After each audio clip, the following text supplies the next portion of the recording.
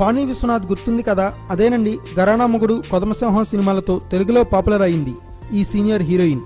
తెలుగు, మలయాళం, తమిళం భాషలలో మొత్తం 100 సినిమాలలో నటించింది వాణి. ఇక ఈ సీనియర్ హీరోయిన్ ఇప్పుడు రీఎంట్రీ ఇవ్వడానికి సిద్ధమైంది. బెల్లంకొండ శ్రీనివాస్ హీరోగా, బోయపాటి శ్రీను దర్శకత్వంలో ఓ సినిమా రూపొందుతున్న సంగతి తెలిసిందే. ఈ సినిమాలోని ఓ ముఖ్య పాత్ర కోసం వాణి విశ్వనాథ్ని తీసుకున్నారు.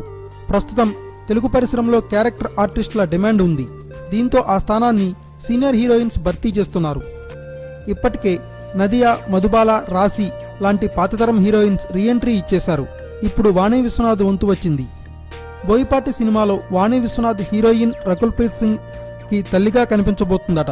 అందుకోసం భారీ పారితోషికం కూడా అందుకుంటుందని చెప్పుకుంటున్నారు. బోయపాటి శ్రీను యాక్షన్ ఎంటర్టైనర్లో రకుల్ ప్రీత్ సింగ్, ప్రజ్ఞా జైస్వాల్ హీరోయిన్లుగా, జగపతిబాబు కీలక పాత్రలో కనిపించనున్నారు. స్టార్ హీరోయిన్తో ఓ ఐటెం సాంగ్ని కూడా బెల్లంకొండ ప్లాన్ చేస్తున్నట్లు చెప్పుకుంటున్నారు. Thanks for watching. Please subscribe our channel.